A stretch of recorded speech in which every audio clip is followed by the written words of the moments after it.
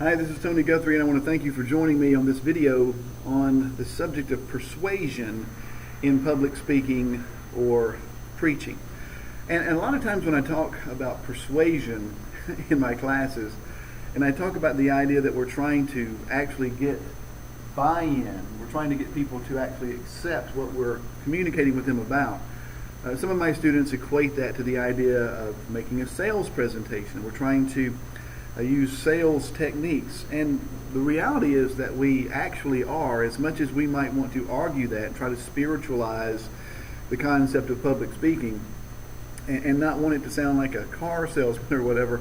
The reality is we're trying to change someone's mind. We're trying to get them to accept something that we're arguing for, or something that we want them to do that we believe will be better for their life. So it's actually a good idea, and I tell my students this all the time, to actually go and buy some books related to sales. Not that you're going to become some kind of a salesperson, but some of the techniques related to persuasion are actually very good in some of those books. I've certainly read a lot of them over the years and picked up some tips that have helped me in the preaching or public speaking event.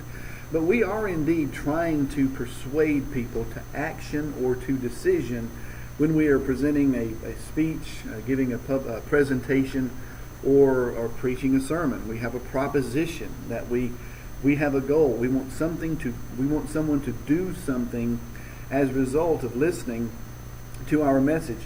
And when it comes to the idea of persuasion, there are basically three aspects that go all the way back to the time of Aristotle, and I want to talk about those. At least this is where persuasion begins. I mean, obviously there are a lot of words involved and a lot of things that we're going to do during the presentation, but foundational to making someone change their mind is our own understanding of the three things that we learn from Aristotle. One is ethos, the other is pathos, and the other is logos. And I want to talk about those just very briefly, just sort of touch on it, and then allow you to do your own research to develop it even further.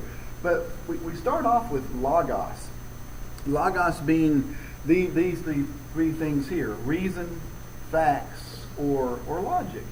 And a lot of preachers, especially, one of my concerns with preachers is that and I say that there's something wrong with us, because when we get into the study of the Bible and we see all these really neat things about the historical context and what was going on at the time, and because we are so interested in that, we want to bring all of that factual information of our study into the preaching event. And a lot of public speakers will do that same thing, or Christian speakers. They'll find all of this information that they think is really good, and because they like it, they want to share it with people. But logos is the presentation of the facts.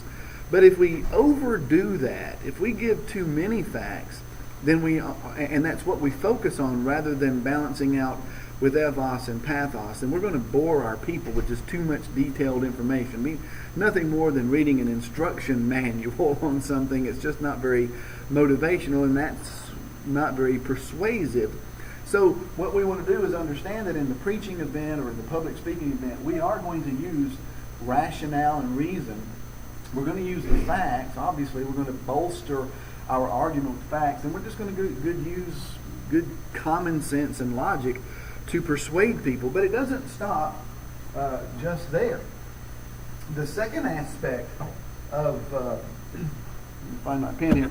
The second aspect of persuasion is ethos. And when we talk about ethos, we're really talking about our own ethics, our own character. If I can spell that right. And our own believability. Ethos is nothing more than our own ethical standards coming out, that people look at us and they say, here is a person of an integrity. I mean, people read people.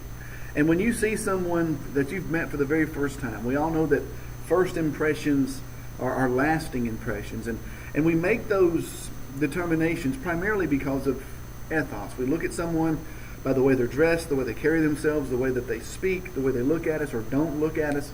And we just draw conclusions that may or may not be true, but it's all based upon our own understanding of the ethos of the person. So obviously, when we are giving a presentation, a speech, a sermon, whatever it may be, we're trying to convey to people that we are people of ethical standard, that we ourselves have been changed by the message that we are trying to convey, and that we are involved in the process of striving to help them learn from some things that we have learned ourselves. So ethos begins with our own ethics and our own credibility or character. How credible are we in this event? And then believability is very important, because people will deduce whether or not they feel as though you actually believe what you're saying. Have you believed it enough to buy into it yourself? Has it changed your life? Is it not something that you picked up somewhere that you think is good information, but you yourself are not living by it? This is what believability is, and people oftentimes will have the capacity to know whether or not you actually live what you are preaching or sharing in the public speaking event or the particular sermon. And then lastly, of course, we have pathos. And I like this one the most because it's probably the most important, because this has to do with emotion. Are we connecting with people on an emotional level? Because people are going to buy in and be persuaded more than anything else, far beyond logic, far beyond credibility. Can they make an emotional connection to what you are talking about? Can they make an emotional connection to you and to what you're trying to get them to see? Emotion is very important. It's that emotional connection that we believe that will rule the day in the speaking event. It's from speaker to listener. Are we taking our emotion and our emotional love of the subject or the change that has been made in us, and are we excited enough about it to try to convey it to someone else, and they see our emotional joy and change, and they also then begin to see themselves doing that as well. And what emotion is really the cause for action. I mean, if people can get emotionally connected to something, then you're laying the groundwork for them to take action. It's what we call motivation. What is motivation? I'm trying to motivate you to do something, and I do this with this whole aspect of pathos. When you go to a car dealership, for example, and you're looking at possibly buying a new car, well, a good salesperson will not give you just the logos, the facts about the car, and say, oh, well, it has this so many cylinders, and has so much horsepower, and has this kind of radio, this kind of stereo system, and these kind of tires, and this kind of chassis, and that's just information. That's logos. That really won't do much. Now, they may be able to tell you that I personally own this particular car, and that's ethos. I believe it enough to own it myself. But the real emotional connection comes when they actually put you in the car.